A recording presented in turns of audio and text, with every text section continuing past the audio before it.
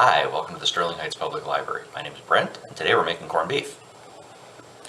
So let's talk briefly about what we got going on here. So the star of our show today is going to be corned beef. We're going to be using about a 3 to 4 pounder, and this is derived from the brisket. So this is something that benefits from long, slow cooking. One thing you're going to find with brisket is that it has a fair amount of fat on it. And usually when this stuff is packaged, the fat side is down. You won't necessarily be able to see that, so it's a little tricky to tell how much fat you've got on one of these things until you get it home and get it unpacked. That usually comes with a little spice packet. We're going to use that today, but we're going to add some stuff to it. So we've got a bay leaf, some peppercorns, a little whole seed coriander, and some brown sugar. I've got a bottle of beer. Yes, that's going to be nice for that. You probably want something that's going to be kind of malt forward on this and not real heavy on the hops. That combination works really well. My favorite is to use an Oktoberfest, but it's really hard to find Oktoberfest in March. So we're going to use an Irish red today. And then our vegetables, we've got some green cabbage, some onions, potato, and some carrot. We're going to use all those. So today we're going to do our corned beef in a crock pot. So I've got a 2-quart crock pot here. If you're going to do everything all in one pot, you're probably going to need a 4 to 6 quart. But we're going to do the vegetables separately from the meat in this case. So we got our corned beef here. When you unpackage this, it is generally going to have some brine in the thing. It's often going to have kind of a weird texture to it. Get as much of that off of there as you can, but you don't need to rinse it. So go ahead and put that right in. We opened our spice packet. Now, different brands, the spice packet's going to vary a little bit, so don't worry too much about what all goes in that. This one here is mostly mustard seed. You got a bay leaf. We're going to go ahead and put that sugar and peppercorn and coriander right in there. You can vary the spices a little bit, but I like this particular blend. I'm going to add the beer right in there. Pour it slow because it's going to foam.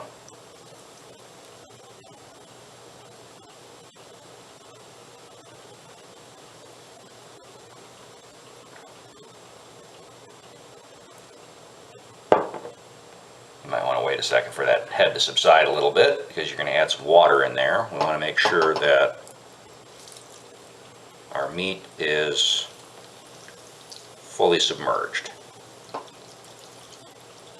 There we go. So that was about 2.5 cups of water. We're going to put the lid on. We're going to set this thing on high, turn it on, and let it go for about 6 hours. If you're going to do it on low, you're probably going to need more like 8 or 10 hours. So once your meat's just about ready, when you're coming up on that 6-hour or 8-hour mark or whatever, let's go ahead and start prepping our vegetables. So I've peeled the onion already, and I've got the top off of it, and I just took the root end off, but I've still kind of got that little bit of core in there. Why am I doing this? Because I'm going to cut it into wedges, and I want them to kind of stay together. So I'm going to cut it in half, cut each half in half, and then knock that down into about eighths.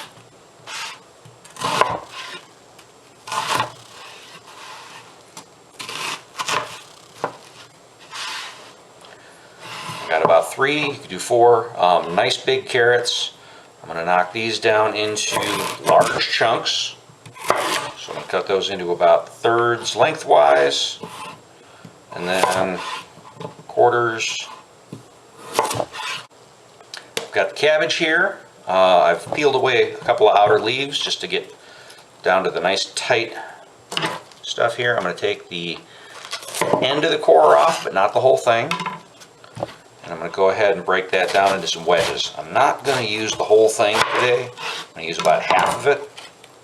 If you got a big enough pan, you could use the whole thing, but we're going to do the same thing kind of we did with the onion, is we're going to break it down into wedges.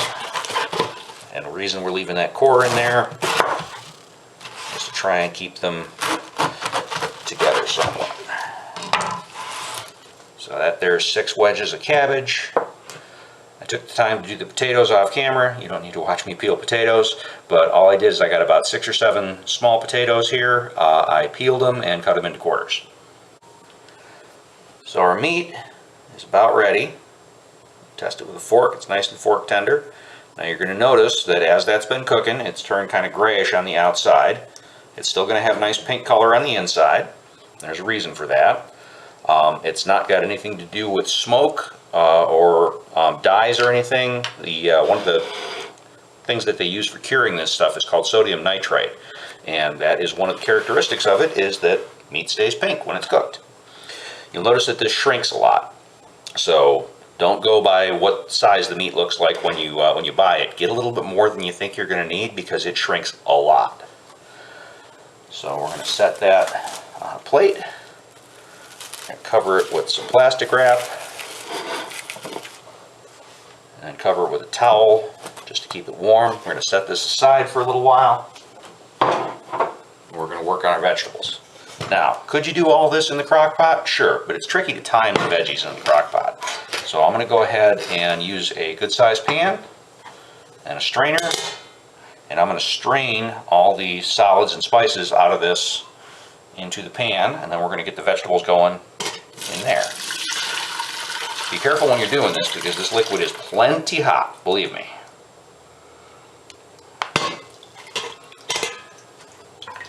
Got that.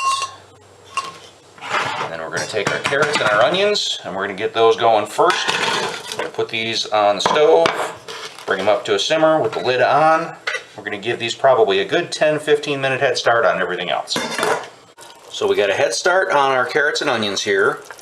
And before we add the potatoes, I'm going to take out about a cup of that cooking liquid. That's going to be part of a sauce we're going to get going here. I drained the water off the potatoes. The reason I had them on water was so that they didn't brown while I was waiting for them. Why do we start these at different times? Well, because the carrots take longer to cook than the potatoes do, and we don't want to overcook stuff. So that cup of the liquid we put in a saucepan. We're going to get that going over some heat on a different burner. We're going to reduce that down to till it's only about a couple or 3 tablespoons. So that's going to take probably about 15 minutes, which is going to be about how long the potatoes are going to take. So the next part of the sauce we're going to do here, we're going to take about a half cup of, I'm using Greek yogurt. You can use sour cream. Either one works just fine.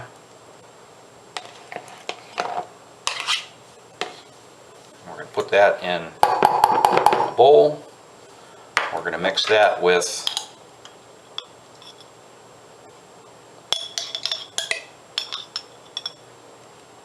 about a half cup of horseradish.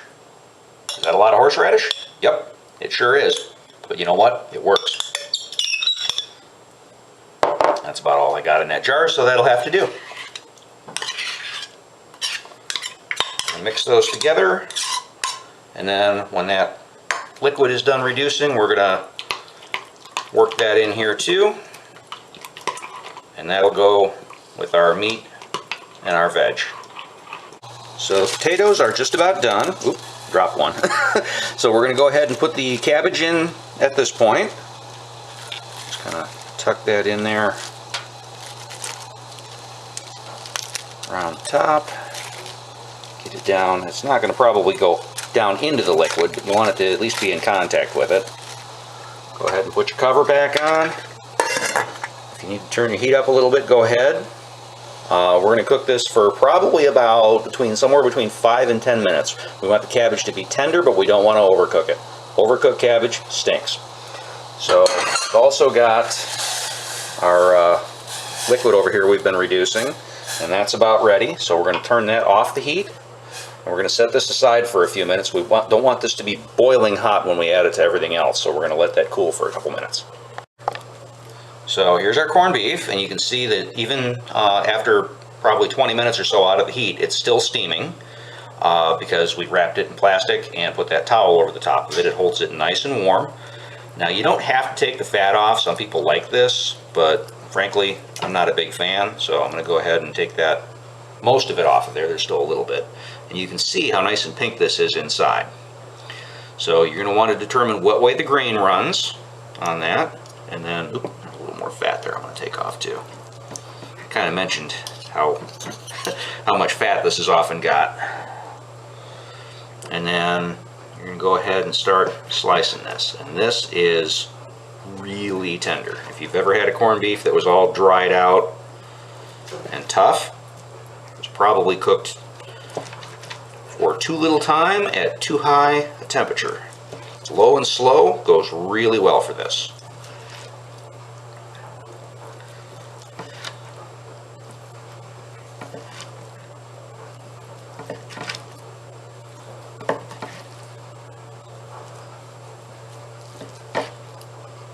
So we got that, and go ahead and platter here. Go ahead and set that meat right on the platter, and then when the veggies are done, we're going to put those on the rest of the platter. So our liquid reduction here has cooled off a little bit. We're going to add that right into our yogurt and horseradish mix. Stir that through. And we'll serve this along with the corned beef and the veg. And everybody can drizzle a little of that on there to their desire. Got the lid off of this here. I'm going to start fishing some vegetables out of there. So you can see that the cabbage is still green. It's tender, but not falling apart. That's one of the reasons that you leave the core in it like that, so that it kind of holds together into serving size pieces.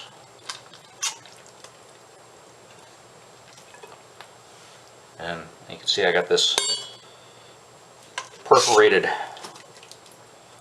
spoon thing here, which helps to get things out of anything that's got a lot of liquid in it. And start fishing out the potatoes and the carrots and the onions.